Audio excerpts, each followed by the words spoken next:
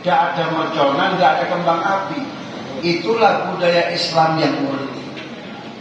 Kenapa doa? Karena doa dapat merubah ketentuan Allah. Wala yaruddul qada illa du'a. Ini sebuah keberuntungan bagi kita umat Muhammad SAW. Di mana tahun Islam itu diakhiri dengan bulan yang mulia dan diawali juga dengan bulan yang mulia. Mudah-mudahan kita semua akan mendapatkan kemuliaan dan menjadi orang-orang yang mulia di sisi Allah. Allahumma amin. Jadi manusia itu harus optimis,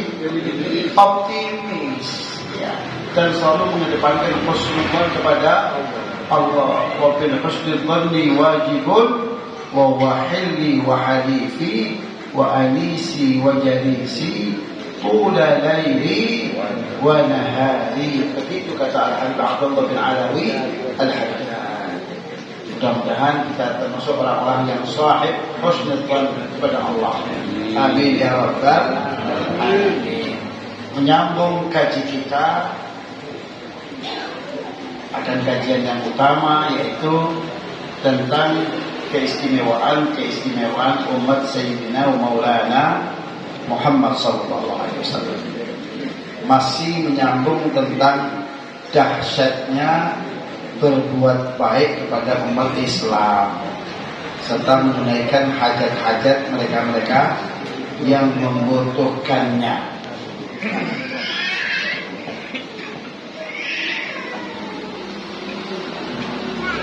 Dikatakan afdhalus shadaqati shadaqatul lisan, dan sedekah yang terbaik itu justru yang tidak melibatkan materi atau uang. Justru sedekah yang terbaik itu sedekah yang melibatkan kepandaian kita berkomunikasi dengan menggunakan lisan kita ini. Maka Rasulullah SAW bersabda, afdhalus shadaqati shadaqatul lisan. Sebaik-baiknya sedekah itu sedekah yang melibatkan di lisan kita, lidah kita. Sahabat bertanya, apa yang Anda maksud dengan sedekah yang melibatkan di lisan itu? Tidak ya Rasulullah. Wa ma shadaqatul lisan. Apa sedekah lisan itu? Qala asy-syafa'atu. Kata Rasul, adalah memberikan pertolongan dengan melibatkan lidah kita menolong seseorang. Caranya sedang tafukku bihal asir, yang dengan diplomasimu engkau bisa membebaskan orang yang sedang ditahan. Bisa terbebaskan karena apa ini? Pandainya kita menggunakan lisan di berkomunikasi dengan baik dan jujur. Insya Allah kejujuran inilah yang akan membantu. Kejujuran inilah yang akan membawa keberkahan. Kejujuran inilah yang akan membawa keyakinan pada orang yang kita ajak berbicara. Orangnya yakin. Yang kedua, wa tahqilu bihadam. Dengan engkau berdiplomasi yang baik menggunakan lisanmu, engkau dapat menjaga sampai tidak terjadi yang pertumpahan darah. Yang tadinya sudah mau carok kan itu. Ya. Dengan kita kemudian menggunakan lisan kita, nawaitunya adalah untuk menjaga agar pertumpahan darah itu tidak terjadi. Insya Allah Allah akan berkahi langkah kita itu. Wa tajurru bihal ma'ruf ila akhika. Di mana dengan diplomasimu tadi itu engkau dapat menarik kebaikan untuk saudaramu. Saudara kita yang sedang di PHK, Dengan kepiawaian kita ngomong ini begini, ini kalau di PHK buntutnya dowo. Ini kepala rumah tangga menanggung sekian banyak nyawa. Tolong sampai ke jabatan, tolong ini diberikan peluang untuk pekerjaan. Sampai nolong dia, berarti nolong beberapa nyawa di belakang orang ini yang menjadi jaminannya. Diplomasi yang baik, sehingga akhirnya orang itu lunak dan mau menerima, dimasuk ke pekerjaan. Selamatlah satu keluarga. Karena diplomasi yang baik, tajurru biha al-ma'rufa ila akhika. Dengan lisanmu itu engkau dapat menarik nilai-nilai kebaikan, kemanfaatan untuk saudaramu. Wa tadfa'u anhu karihatan. Dan dengan diplomasi juga engkau dapat menghalau apa yang dia tidak inginkan terjadi. Apa di PHK, di pengangguran, yang akhirnya akan berdampak pada keluarganya, istrinya, anaknya, dan seterusnya. Maka langkah ini disebut oleh Rasul adalah sedekah yang paling tinggi nilainya, shadaqatul lisan. Wa yashhadu li hadzal hadits ma jaa fi istina'il ma'ruf lil khara'it an Samurah bin Jundub marfu'an.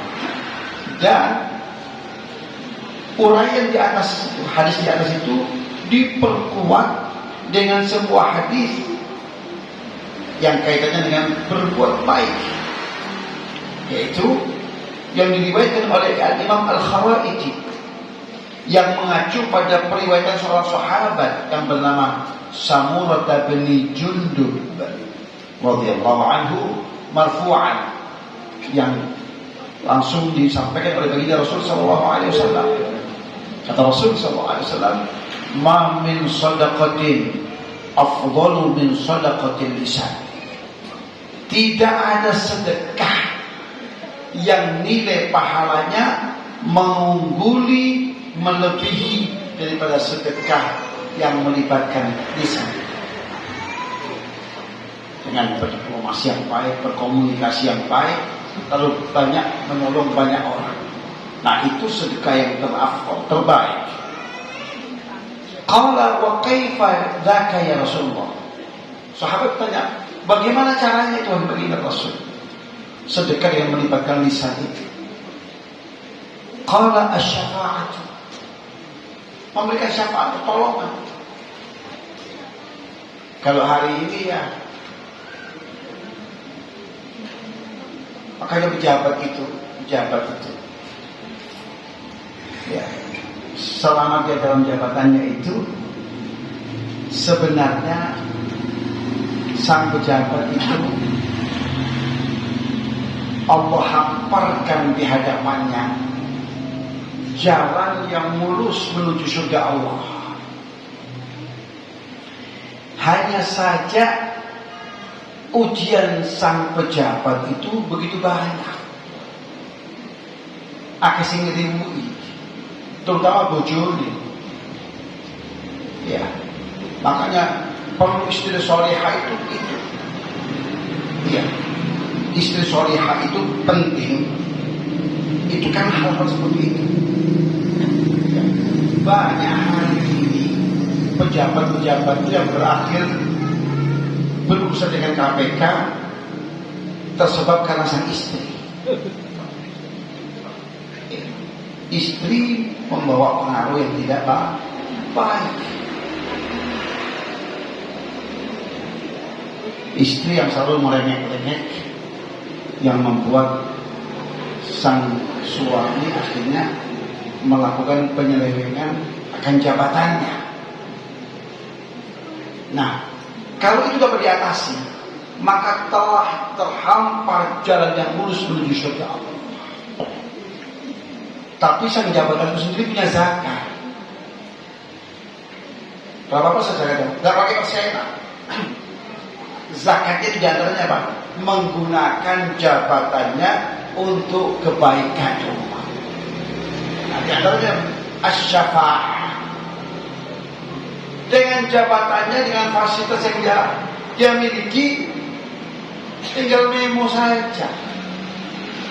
Nawaitunya menolong orang. Nawaitunya istina'ul ma'ruf. Nawaitunya asy-syafa'ah. Sebagaimana saya memberikan syafaat untuk sesama manusia di dunia ini, berharap kelak mendapatkan syafaatnya Nabi. Begitu. Itu lebih mulus daripada orang yang tasbihan terus sampai murun. Iya. Karena manfaatnya langsung tidak dirasakan. Jadi yang pertama asy-syafa'ah, menolong. Menolong dengan jabatannya, menolong dengan kepandaiannya, menolong dengan statusnya. Alhasil menolong dengan potensi yang dimiliki, menolong orang lain. Dengan pertolongannya itu tahkinu bihadam, dapat melindungi dari pertumpahan darah. Ada nyawa yang diselamatkan dengan memberikan pertolongan tadi. Nyawa diselamatkan. Tadi yang sudah hampir bentrok tadi dapat diselesaikan dengan baik dengan berkomunikasi dengan baik. Wa tajurru bihal ma'ruf ila akhar. Dengan diplomasinya juga dia dapat menarik nilai-nilai kebaikan untuk orang lain.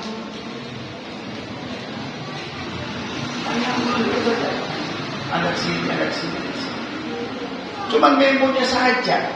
Tapi memonya sakti karena jabatannya. Tapi sekali lagi dinawaitukan untuk membantu orang lain. Selama itu tidak menabrak aturan-aturan yang berlaku. Karena Islam itu anti menabrak aturan. Jadi kalau ada aturan, tapi ini nggak syar'i, enggak. Semua aturan itu syar'i. Semua aturan itu sampai banjur, abang hijau, lampu apa itu? Lampu stopan itu bagian dari syariat. Masa Ustaz? Iya. Karena nafas syariat itu adalah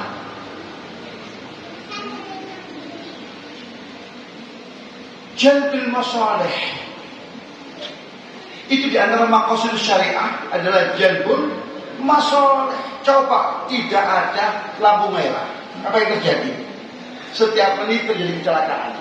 Setiap jam terjadi nyawa melayang sia-sia. Betul tidak? Kalau begitu banjo itu bagian dari syariat. Syariat karena ajaran syariat adalah hifdzun nufus. Di antara ajaran syariat menjaga jiwa itu agar tidak mati sia-sia. Paham? Jadi kalau ada Pak Ustadz, Pak Kiai nerobos lampu merah, itu Ustadz yang harus soleh. Iya. Iya. Nabrak rambu-rambu syariat. Secara fisik bang jadi. Iya. Traffic light. Iya. Kalau fitnah sampai kurang ngaji ini, kurang bengi ngaji ini, sedikit bid'ah, sedikit bid'ah, kurang sibuk ngaji ini. Jadi itu termasuk apa itu? Bagian dari syariat. Karena nafas syariat itu adalah di antara maqasidus syariat itu jalbul masalih wa jalbul mafasid. Bagaimana mengantisipasi supaya tidak terjadi kerusakan? Diantisipasi. Itu semangat syariat. Termasuk apa itu? Hifdzun nufus, hifdzul aql. Jadi kalau ada peraturan anti narkoba itu sangat syariat. sangat syariat. Jadi kalau polisi nangkep orang-orang yang terlibat narkoba, polisi sedang menjalankan syariat Allah. Asal jangan embel-embel. Mari tangkap polisi, itu masalah. Paham? Karena syariat menganjurkan agar hifdzul uqul. Di antara syariat itu mengajarkan bagaimana kewajiban kita untuk memelihara otak kita itu. Iya. Polisi nangkep maling itu dalam rangka menjalankan syariat. Kenapa? Hifdzul amwal. Menjaga harta itu bagian daripada ajaran syariat. Iya. Ada perempuan anak kita diganggu laki-laki lalu digepui sama pamong peraja misalnya. Pamong peraja sedang menjalankan syariat Allah. Kenapa? Hifdzul a'rad. Menjaga kehormatan diri. Tapi sang gadis jangan pakai rok yang seksi. Jangan pakai rok mini. Kalau sudah pakai jilbab masih diganggu. Nah, itu sang pengganggu kalau ditindak itu karena kena sanksi hukum syariat. Paham ya? Jadi syariat itu bukan hukumnya di masjid saja. Tatkala ada inspeksi mendadak pada pedagang-pedagang yang nakal itu, ya ditera, dia punya timbangan. Itu dalam rangka menjalankan syariat. Kenapa? Wailun lil mutaffifin. Paham? Nah, maka dikatakan mentajurru bihal ma'ruf ila akhar wa tadfa'u bihal makruh al-akhar. Dan menghalau hal-hal yang tidak diinginkan dari orang lain. Itu sedekah yang terafdal, di mana melibatkan diplomasi yang baik, komunikasi yang baik, itu merupakan sedekah yang terafdal. Wa min dzalika anna man aqala musliman akhrajahu aqala Allahu afratahu yaumil qiyamah.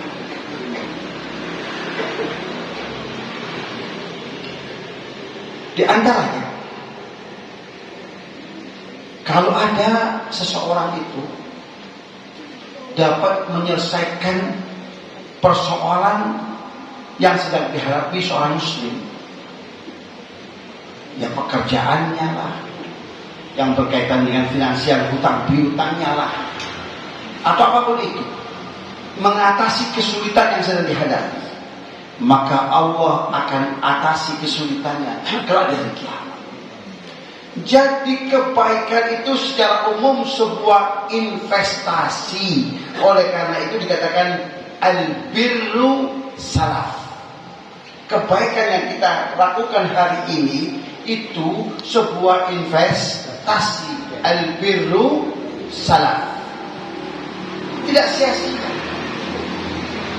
Kita menanam kebaikan, kita akan menuainya nanti. Maka yang dapat membantu seorang muslim dari kesulitannya, Allah akan entaskan ia dari kesulitannya pada hari kiamat. Hadisnya rawahu Ibnu Hibban wa Tabrani wa Abu Dawud wa Ibnu Majah. Kemudian wa min dzalika anna ahlul ma'ruf hum mafatihul khair fatuba lahum wa husnu ma'ab. Dan di antaranya adalah orang-orang yang selalu berbuat kebajikan. Itu adalah mereka itu hakikatnya tidak lain adalah kunci-kunci kebaikan. Jadi untuk menjadi orang baik itu nggak perlu bondo duit. Anda punya potensi seperti apa? Gunakan potensi yang Anda miliki itu untuk membantu orang lain. Itu adalah sebuah kebaikan. Tidak harus dengan uang. Jadi untuk diri baik tidak harus kaya dulu. tapi seorang yang memang punya kepedulian terhadap orang lain. Maka beruntunglah bagi mereka yang telah dijadikan oleh Allah sebagai kunci-kunci kebaikan wa husnul ma'ab, dan kelak ia akan mendapatkan tempat untuk mereka ia berpulang kelak yang baik, yaitu adalah surga Allah Subhanahu wa taala. Jaa fil hadits an Ibnu Abbas radhiyallahu taala anhu qala qala Rasulullah sallallahu alaihi wasallam qala Allah azza wa jalla ana Allah qaddartul khaira wasyarra fatuba liman ja'altu mafatihal khair ala yadayhi wa wailun liman ja'altu mafatihal syarr ala yadayhi. Hadis ini diriwayatkan oleh Imam At-Tabrani dalam sebuah hadis yang sumber periwayatan dari Sayyidina Abdullah bin Abbas radhiyallahu taala anhuma, di mana beliau berkata, sungguh telah bersabda baginda Rasul sallallahu alaihi wasallam. Kata Rasul, Anallah, akulah Allah pencipta alam semesta ini. Qaddartul khaira wasyarra, aku telah tetapkan nilai kebaikan dan nilai keburukan. Yang menentukan siapa? Allah menentukan akan nilai kebaikan dan nilai keburukan. Maka fatuba, sungguh amat sangat beruntunglah. Tuba itu sirah mubalaghah dari kata thayyibun, thayyibun, thayyibun, kalau dilapel jadi tuba. Sungguh amat sangat beruntung. Siapa yang sangat beruntung itu? Liman ja'altu mafatihal khair ala yadayhi, yaitu seseorang yang telah aku jadikan sebagai kunci-kunci kebaikan di hadapan matanya itu, di depan dirinya itu aku telah jadikan. Artinya apa? Allah buka peluang dan kesempatan untuk dia berbuat baik dan memposisikan dirinya sebagai kunci-kunci kebaikan. Jadi kalau ada orang datang kepada kita, kulonikian, jangan kemudian oh pokok awal-awal dari sambatan wong. Paham ibu? Itu ibu-ibu sedang ditunjuk oleh Allah untuk menjadi kunci kebaikan.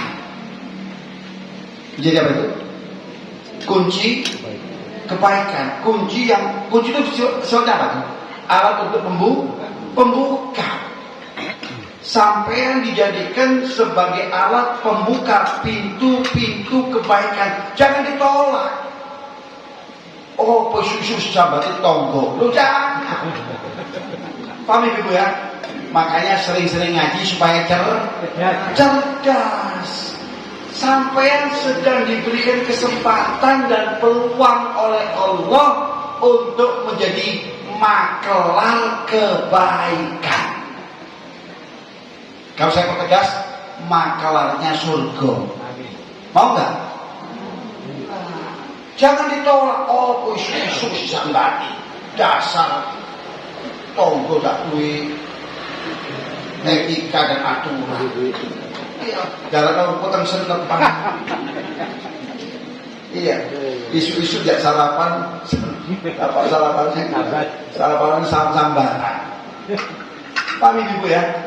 Jangan pernah kemudian kita berpikir negatif. Paham ibu ya? Lo paling tidak kita menjadi pendengar setia. Ya. Paling tidak kami menunjukkan sampai sing sabar, sampai tak doa, supaya sampai tidak bohong, sampai berdoa satu. Ya Allah, berikanlah kepada ibu ini kemudahan. Wis, wassalamualaikum Muhammad. Sudah sampai berarti berkontribusi mendoakan orang yang kebaikan. Gampang tidak itu? Kan tidak berdoa apa kan? Cuma berdoa. Sampai mau surga, tapi benar-benar gratis. Coba bondo tunggu singkat saja tidak mau, tapi mau surga. Kan kena. Iya. Semua di dunia ini butuh bondo. Iya. Sampai mau senyum manis saja bondo kok. Kincu, ya. Iya. Mosok surga tidak ada bondo. Iya. Supaya senyumnya tampak manis, ya. Biasa di badannya apa?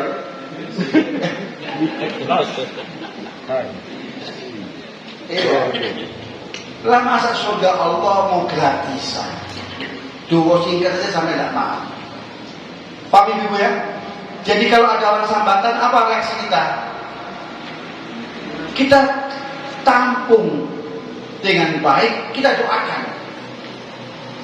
Dan itu insya Allah kita telah menerima kesempatannya Allah berikan kepada kita untuk menjadi mafatihul khair, kunci-kunci kebaikan.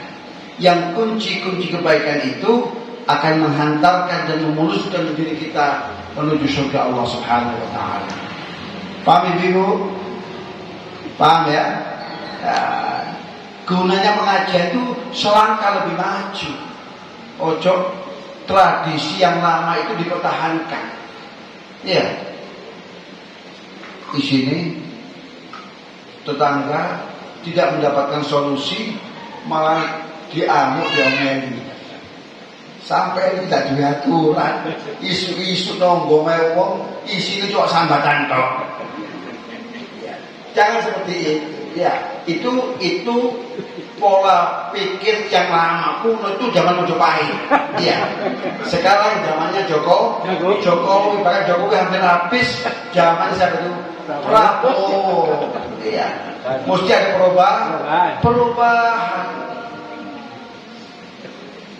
Paham Ibu? Paham ya? Siap berubah ya? Berubah untuk menjadi muslimah lebih baik. Allahumma amin. Ya. Menjadi muslimah yang lebih salihah. Allahumma amin. Menjadi muslimah yang lebih bisa menerima keadaan. Allahumma amin. Ya.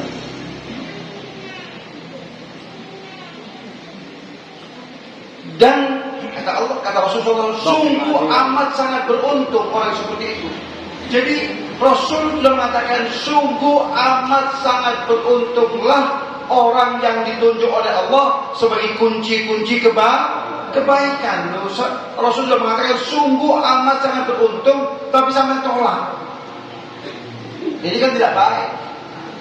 Ini kan tidak bagus. Paham Ibu ya?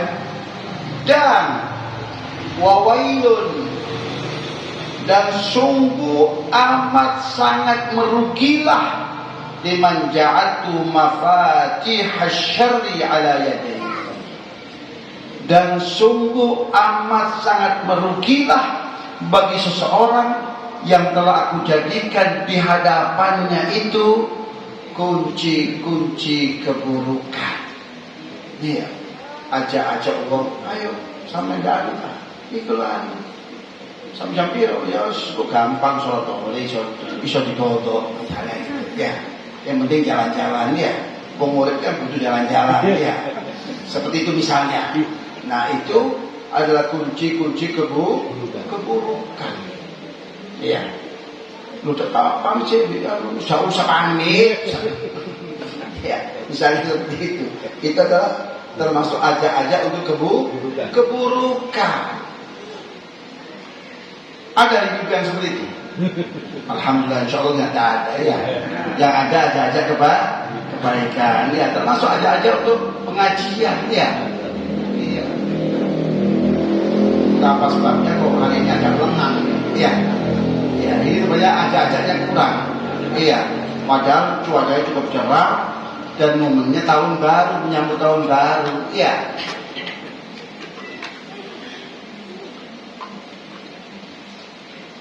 جاء في سنن ابن ماجه من حديث سهل بن سعد الساعدي رضي الله عنه مرفوعا إن هذا الخير خزائن لتلك الخزائن مفاتح فتوبى لعبد جعله الله مفتاحا للخير مغلاقا للشر Wa wailun li'abdin ja'alallahu maghlaqan lil khair miftahan lisyarr. Dalam sebuah hadis yang diriwayatkan oleh Ibnu Majah dari hadis yang sumber periwayatan dari seorang sahabat yang bernama Sahl bin Sa'ad As-Sa'idi radhiyallahu anhu, di mana baginda Rasul sallallahu alaihi wasallam telah pernah bertutur sabda, "Inna hadzal khair khazain." Bahwasanya kebaikan-kebaikan ini itu ada tempat-tempatnya, ada gudang-gudangnya. Nah, yang namanya gudang atau tempat itu untuk keselamatan dan keamanan barang-barang kebaikan yang ada di dalamnya yang berharga itu pastinya ada apa itu? Pintunya. Dan pintu itu selalu dikunci agar barang-barang kebaikan dan barang yang punya nilai harga tinggi itu tidak hilang. Ditutup dan dikunci. Maka kata Rasulullah SAW, litilkal khazain mafatih, untuk almari-almari itu atau gudang-gudang itu atau tempat-tempat penyimpanan itu dilengkapi dengan pintu dan kunci. Maka fatuba li'abdin ja'alahu Allahu miftahan lil khair mighlaqan lisyarr. Maka beruntunglah seseorang yang telah dijadikan oleh Allah kunci untuk kebaikan-kebaikan dan mighlaqan, gembok, penutup untuk keburukan-keburukan. Jadi ada orang yang kesibukannya dalam keseharian itu selalu ngajak-ngajak kebaikan, yang ngajak pengajian, yang ngajak selawatan, yang ngajak istighotsah. Ya, ada ibu-ibu misalnya yang hobinya hanya ngajak keluyuran. Iya, nang mau jalan-jalan rono mrene, ya pengajian itu bagian dari pengajian. Pengajian itu bagian ini mbak. Traveling bagian ini. Ya. Nah, walaupun traveling itu tidak identik dengan apa itu keburukan. Ya. Nah, maka beruntunglah orang yang selalu di dalam kehidupannya itu selalu mengajak-ajak kebaikan. Jadi kunci pembuka pintu-pintu kebaikan. Dan pada saat yang sama mighlaqan lisyarr. Sampai ada percuma begini justru di apa itu ditutupi. Orang yang ingin berbuat keburukan justru ditutup, dicegah, dilarang. Maka beruntunglah orang-orang seperti ini. Dan sebaliknya, sungguh merugilah seseorang yang dijadikan oleh Allah mighlaqan lil khairi miftahan lisyarr. Kalau untuk kebaikan itu seojo cuma kesel-kesel awak, paling materi ini yaitu ikut dok. Mulai awak-awak ngom sampai tua ikut dok. Selawatan, ya, tak maju-maju. Tapi kalau untuk keburukan justru dia mengebu-ngebu, memberikan motivasi. Nah, orang-orang yang seperti ini kata Rasul SAW, sungguh amat sangat merugilah dia. Jadi ibu-ibu di dalam kehidupan ini ada dua pilihan. Akankah ibu-ibu memposisikan diri menjadi miftahan lil khair mighlaqan lisyarr, jadi kunci pembuka pintu-pintu kebajikan, dan jadi gembok yang menutup rapat pintu-pintu keburukan, atau sebaliknya? Amin dulu ya. Ada pilihan di hadapan kita. Maka Rasul, beruntunglah orang yang dijadikan oleh Allah pintu kebaikan dan gembok yang menutup rapat pintu-pintu keburukan. Mudah-mudahan kita dijadikan orang yang pertama. Amin. Dan sebaliknya, sungguh amat sangat sial dan merugilah orang yang dijadikan sebagai kunci dari pintu-pintu keburukan. Istilahnya ajak-ajak untuk kemaksiatan, ajak-ajak untuk berbuat dosa, ajak-ajak untuk ngerasani orang, dan seterusnya. Dan mighlaqan lil khair. Kalau untuk kebaikan, justru dia jadi gembok, penghalang, penutup orang untuk berbuat kebaikan. Mudah-mudahan kita jadi orang yang pertama.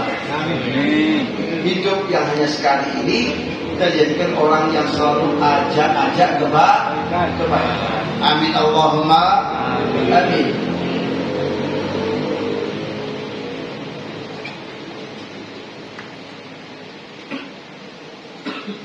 Wa min dzalika anna sana'i al-ma'rufi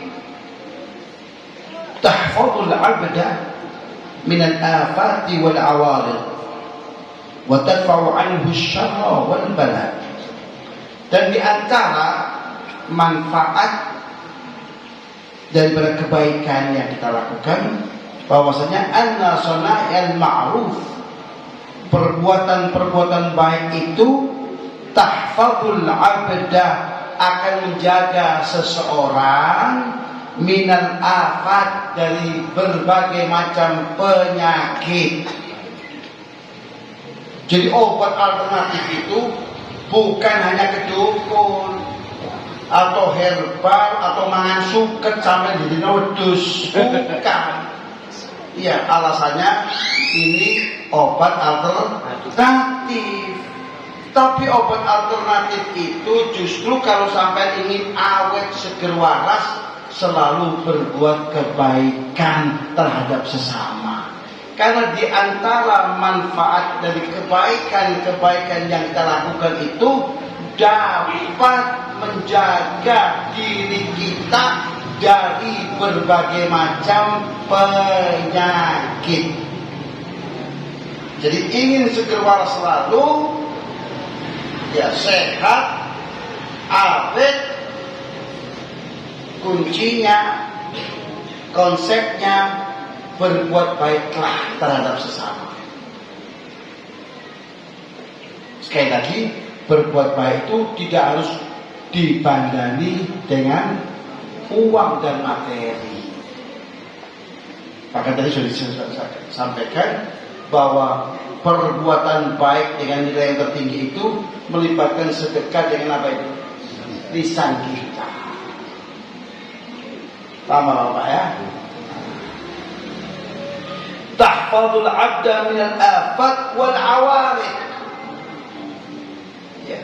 Kejadian-kejadian yang tidak kita duga yang akan terjadi, itu akan terhindarkan. Seyogianya kita nyebrang diserempet motor, misalnya gitu.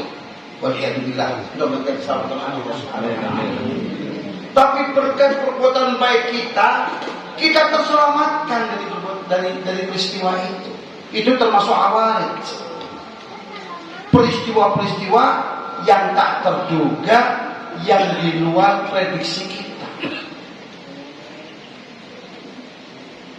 Ingin kita selalu terjaga dari hal-hal seperti itu adalah rahasianya berbuat baiklah terhadap sesama. Berbuat baik itu ya sesuai dengan kemampuan kita.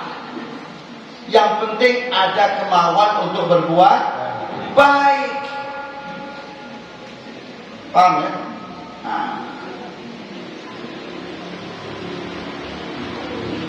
Wa tadfa'u 'anhu syarra wal bala. Perbuatan baik itu sebuah langkah yang punya kekuatan dapat menghalau keburukan dan bencana. Kenapa sampai hari ini kita selamat dari keburukan-keburukan dan bencana serta musibah? Itu tersebab karena kebaikan-kebaikan yang kita lakukan.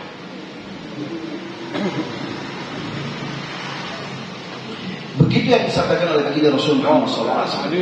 Jaa fil hadithi an Muawiyah bin Haidah an Rasulullah sallallahu alaihi wasallam qala inna sadaqata sirri tudfi'u ghadabar rabbi wa inna sana'al ma'ruf taqi masari as-su' wa inna silatar rahim tazidu fil umri wa tanfil faqra wa akthir min qawli la hawla wa la quwwata illa billah fa innahu kanzun min kunuzil jannah wa inna fiha shifaan min kulli da' wa adnaha alhamd. Sebuah hadis Rasulullah SAW yang diriwayatkan oleh Imam At-Tabrani dalam kitabnya Al-Awsat, sebuah informasi yang maha berharga dari baginda Rasul Muhammad SAW. Sabda Rasul, inna sadaqata sirri, bahwasanya sedekah dengan cara diam-diam, tidak ada orang yang tahu.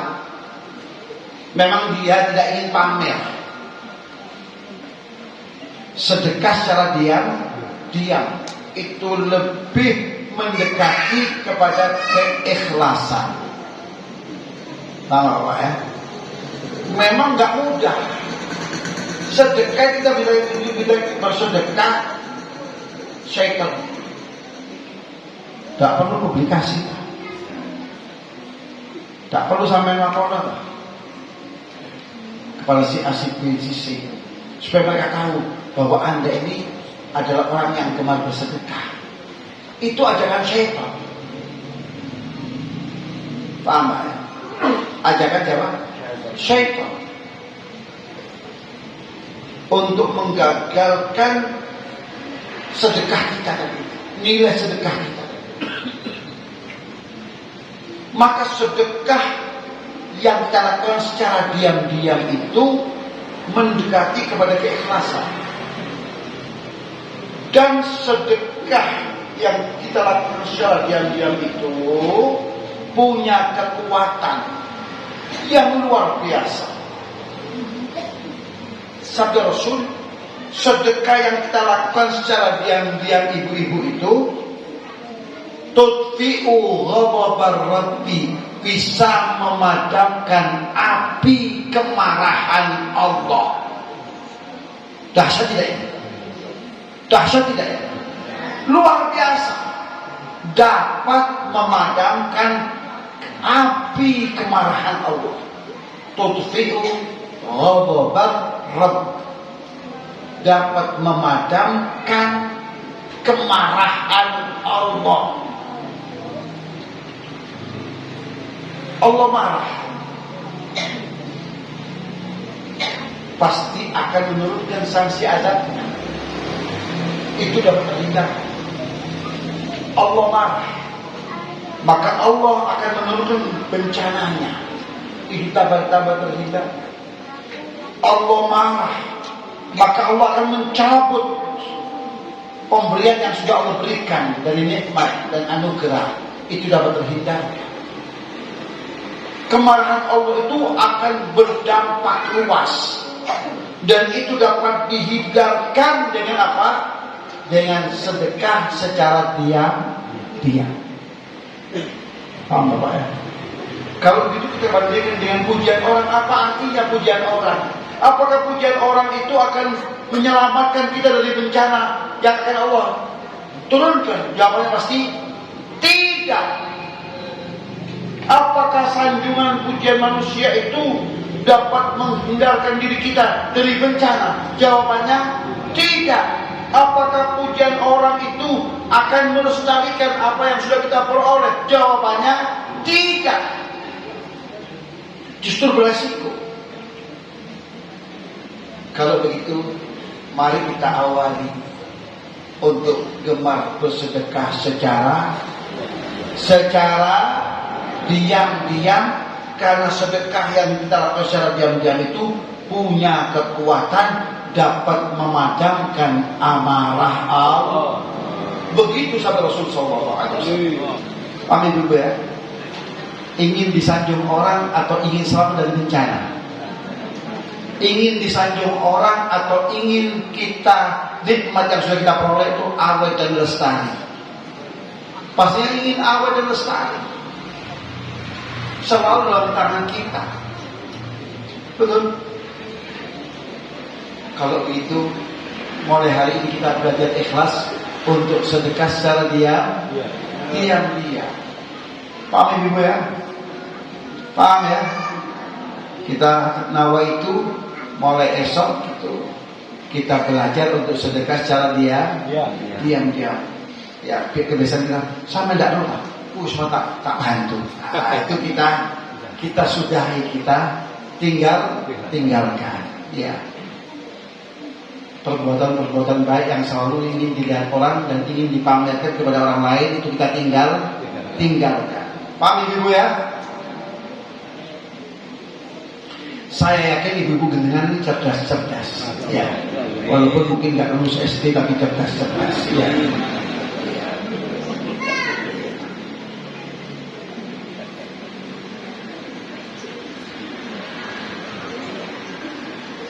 Yang kedua, wa inna sana'al ma'ruf taqi masari as-su'. Nah, ini lebih penting lagi. Dan sesungguhnya perbuatan-perbuatan baik itu dapat menghindarkan diri kita mati dalam keadaan yang mengenaskan. Pantau.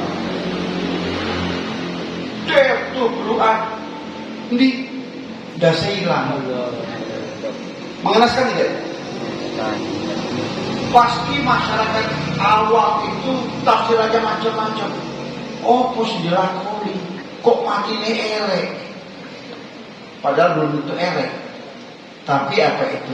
Secara fisik memang mengerikan dan mengenaskan. Iya. Mati ini kobong. Sampai tidak boleh terlihat bentuknya. Iya, terbakar 90%. Kosong kabeh. Mengenaskan tidak? Mengenaskan. Mati karena keruntuhan bangunan misalnya. Ini ndase kepeng. Apa? Ini kan secara fisik mengenaskan. Padahal ini orang mati karena tertimbun bangunan dan seterusnya itu, peruntuhan itu termasuk orang-orang yang syahid. Tapi orang-orang awam kan akan menafsirkan bahwa itu masalah usul. Walaupun masalah usul itu tidak identik dengan su'ul khatimah. Paham ya? Nah. Ingin mati dalam keadaan wajar-wajar saja, bahkan mati dalam keadaan sujud itu adalah caranya berbuat baiklah terhadap sesama.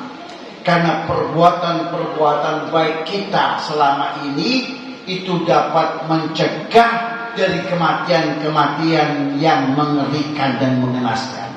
Taqi masari as-su', mati dalam keadaan yang buruk. Paham Pak ya? Ini kita terhindar dari itu semua. Caranya berbuat baiklah terhadap sesama. Paham Ibu? Jadi di antara manfaat berbuat baik itu apa? Dapat menghindarkan diri kita dari mati-mati yang mengenaskan, bahkan cenderung mengerikan. Paham Ibu? Kita kan tidak tahu. Nasib kita kan kita tidak tahu. Iya. Banyak Allah yang tahu, tapi kita berupaya berusaha supaya mati itu sesuai dengan keinginan kita. Mati husnul khotimah, mati dalam keadaan sujud kepada Allah, atau dalam keadaan berbuat baik, baca Al-Quran, atau sedang bertasbih, kan seperti itu, betul? Itu dampaan semua orang. Ya. Nah, ada hal-hal yang dapat menghindarkan diri kita untuk mati dalam keadaan yang mengerikan dan itu. Apa? berbuat baik terhadap sesama. Inna sana'i al-ma'ruf taqi masari as-su. Yang ketiga, wa inna silatar rahimi tazidu fil umri wa tanfi al-faqra. Lalu silaturahmi menggalang tali kasih, utamanya kepada kerabat dekat. Ya.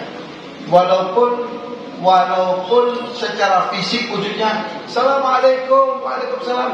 Ya, apa kabar sampean, Pak? Waras tak? Waras. Sudah cukup.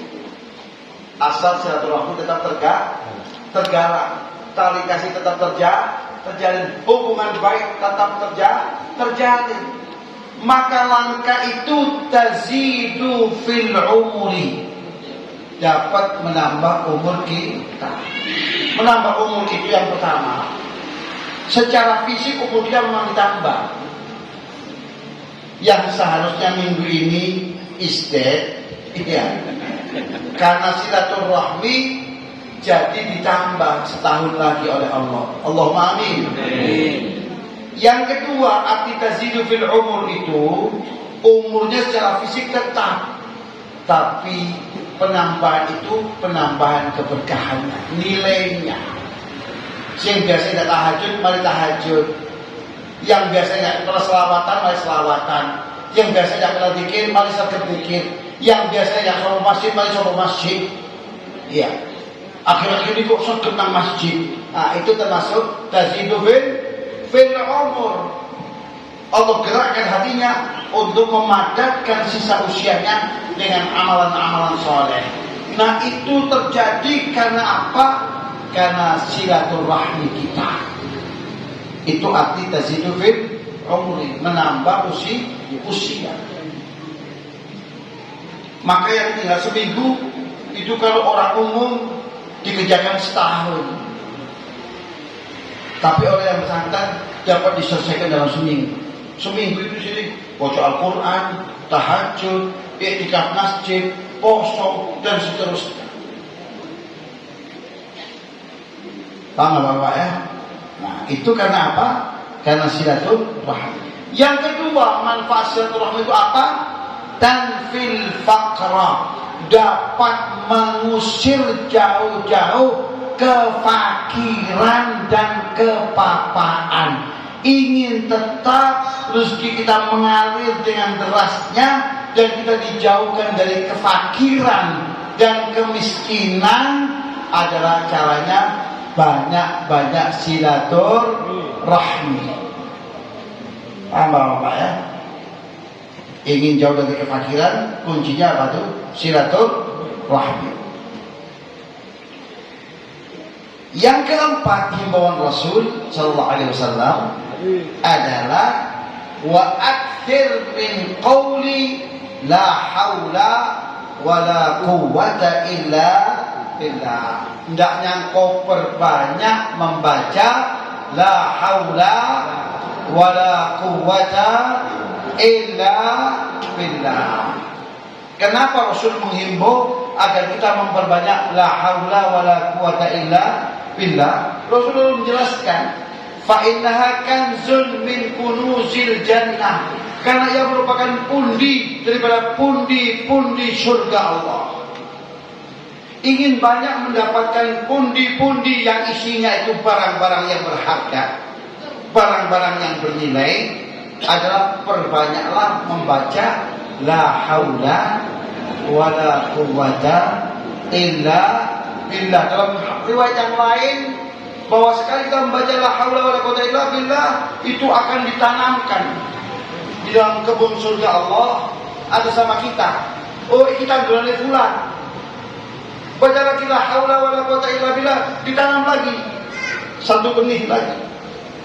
Dan acap kali kita membaca, acap kali juga Allah akan memerintahkan untuk menanam benih atas nama diri kita. Maka kalau seseorang itu akan mendapatkan kebun surga Allah yang begitu luas, sejauh mata memandang, karena zikirnya la haula wala quwwata illa billah. Ini utamanya untuk orang-orang yang sudah sepuh. Di antara manfaat membaca la haula wala quwwata illa billah itu apa? Akan dijaga dan akan terhindarkan dari jatuh, kepleset, jatuh yang akan berakibat fatal. Ya. Balung tua ibu, wis kadek keplecuk, tiba cuklek. Nek cuklek repot dandanannya. Iya. Karena perekatnya sudah nggak ada. Paham Ibu ya? Nah, untuk menjaga supaya tidak jatuh yang berakibat fatal itu banyak-banyaklah membaca la haula wala quwwata illa billah.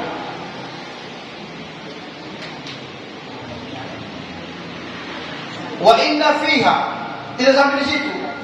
Sesungguhnya pada kalimat la haula wala quwwata illa billah yang kemudian diistilahkan dengan apa itu? Hauqala. Hauqala itu ucapan la haula wala quwwata illa billah. Lalu Rasul mengatakan wa inna fiha, sesungguhnya dalam kalimat la haula wala quwwata illa billah itu syifaan min kulli da'in, terdapat obat untuk segala macam penyakit. Ingin tetap seger waras, sehat walafiat, baca la haula wala quwwata illa. Ingin tetap waras tanpa mengeluarkan biaya, tapi badan tetap sehat, iya. 4 sehat 5 sempurna, ini di atas sempurna. Iya. Adalah membaca la haula wala quwwata illa billah. Kenapa kata Rasul inna fiha syifaan min kulli da adnaha alhamdulillah. Yang paling ringan, penyakit yang paling ringan itu penyakit sumpek. Sampai kalau sudah diserang penyakit sumpek, iya.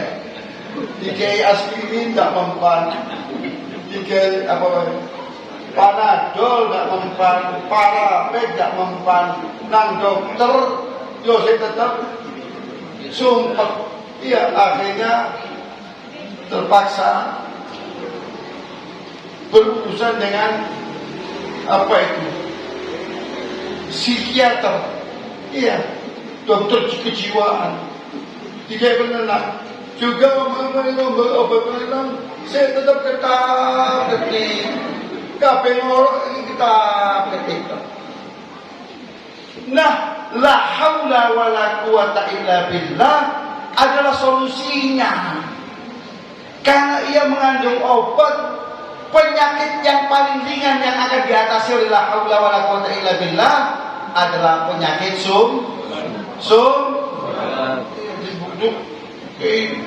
kanjeli duit enggak kanjeli duit masih kanjel tetap enggak duit tambah sumpah. Iya, jadi itu bukan solusinya, tapi solusinya apa itu? La haula wala quwwata illa billah. Saya ingin memberikan bocoran untuk yang sepuh-sepuh. Ya, sepuh-sepuh itu sasarannya syaitan. Iya. Kalau yang muda-muda itu sasarannya syaitan dari aspek hawa nafsu. Cek nom-nom. Ayo wis metu. Ya, malam minggu kapan maneh. Nek gak jomblo sama itu, ya. Itu boleh jodoh, ya. Tapi jodoh syaitan. Ya. Karena jodohnya ketemu di jalan. Ya. Itu kalau mereka yang masih muda-muda. Kalau yang tua-tua disasar oleh syaitan apa itu? Disasar oleh syaitan dengan ditanamkan keputusasaan.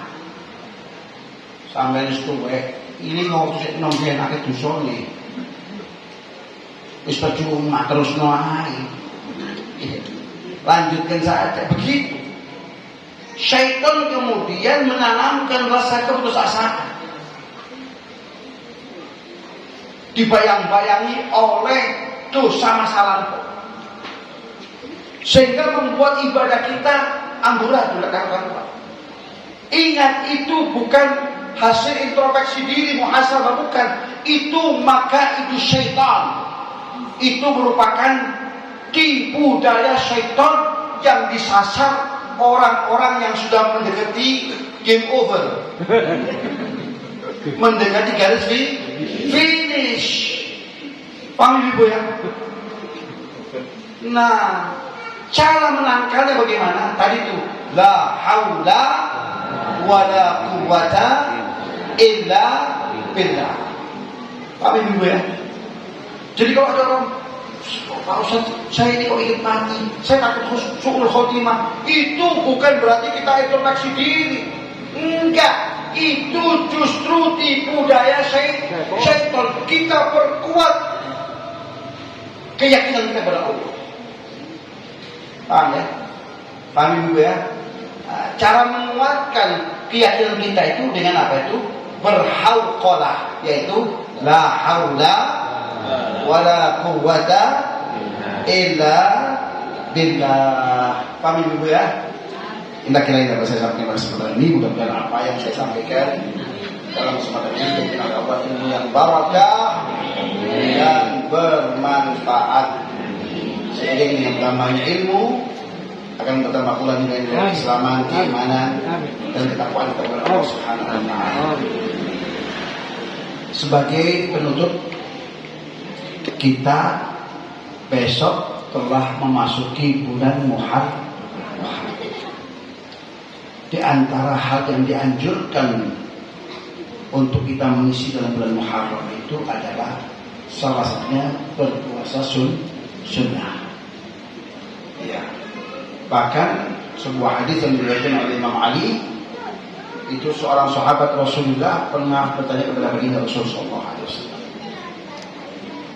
ya Rasulullah, kalau aku ingin berpuasa sunnah sebulan penuh, maka di bulan apakah yang paling ideal untuk aku melaksanakan puasa itu? Ada pertanyaan seperti itu, maka jawab oleh Rasulullah SAW, in kunta sha'iman syahran ba'da ramadhana fasumil muharrama. Kalau engkau tidak berpuasa sebulan penuh puasa sunnah, maka hendaknya engkau berpuasa di bulan Muharram. Kenapa Rasulullah memilih bulan Muharram? Kok bukan bulan-bulan yang lain? Maka Rasul kemudian menjelaskan alasannya. Fa inna fihi yauman taballahu ala qaumin wa yatubu ala akharina. Karena di dalam bulan Muharram itu terdapat sebuah hari yang amat sangat berkah, yang amat sangat bertuah, yang amat sangat keramat, yang amat sangat mulia, yang amat sangat agung, di mana Allah telah berkenan untuk menerima taubatnya bapak kita Adam alaihissalam, dan wa yatubu ala akharina, dan Allah senantiasa terus berkenan dan berkenan untuk menerima taubatnya mereka yang lain yang ingin bertaubat kepada Allah. Maka selain berpuasa, amalan apa yang paling dianjurkan adalah banyak-banyak baca istighfar. Jadikan bulan Muharram ini ajang kita untuk beristighfar kepada Allah. Semoga Allah ampuni segala dosa dan kesalahan kita. Utamanya nanti pada hari ke-10. Yang dimaksud hari pertaubatan itu apa? Hari ke-10 daripada bulan Muharram yang kita sebut dengan hari Asyura. Hari Asyura atau yang disebut dalam bahasa Jawa Suro. Ya, hari bulan Suro ya, bulan sekarang ini ya. Itu karena terdapat hari yang ke-10 yang disebut dengan Asyura. Di Asyura itu disunnahkan kita untuk melaksanakan puasa.